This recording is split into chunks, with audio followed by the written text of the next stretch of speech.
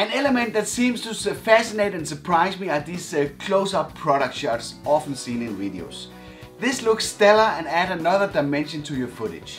In this video I want to show you how you can achieve this result with the standard kit lens on a budget.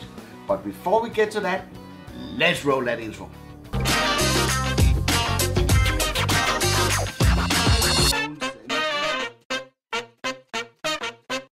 Remember, I'm uploading weekly drone video tips and e-wheel content to help you get the best out of your equipment. So if you're new around here, consider subscribing. You have seen this many times in commercials and often in slow motion. I kinda knew it would require a macro lens to get close enough to the subject.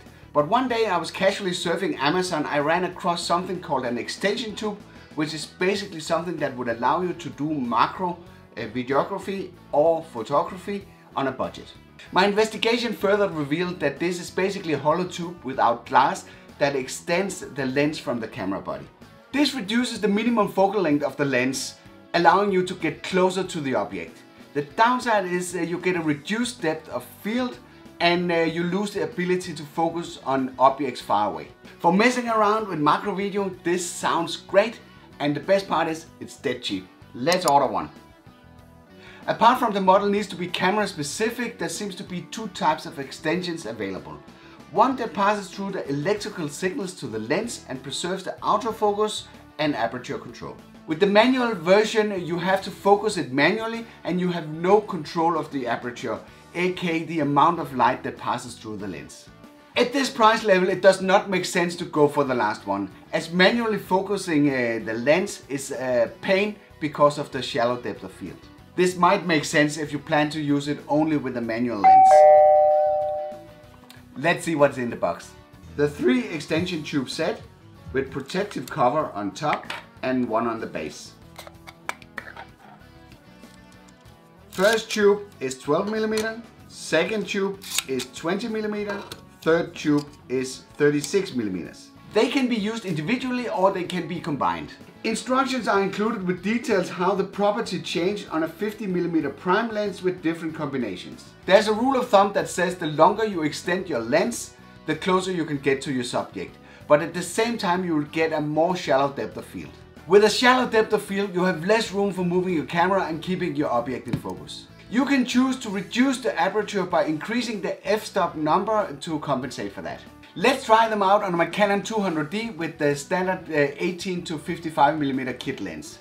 The lens has been set to 55 mm with a shutter speed of 50 and aperture of 5.6. ISO has been fixed at 1600. Let's start without the extension tube. Without extension tubes. Now with 12 mm. With the 20 mm. And finally with the 36 mm. As you can see, I can get a lot closer to the subject in the combination of the magnification created by extending the lens away from the camera body. So why not just buy a macro lens? Apart from the price that is significantly higher for a real macro lens, there's no doubt that this will produce a higher quality image, because this is used within the range that it has been optimized for. With the extension tubes, we actually alter the default properties of the lens, and that might lead to some issues. This is a good affordable way to start doing macro stuff, or if you want to travel light, as this extension tube does not add very much weight to your bag.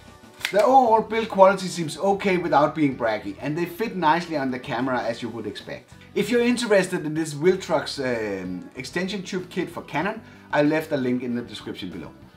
If you don't have a Canon camera, you can just search Amazon for a lens extension tube and there should be plenty of options available.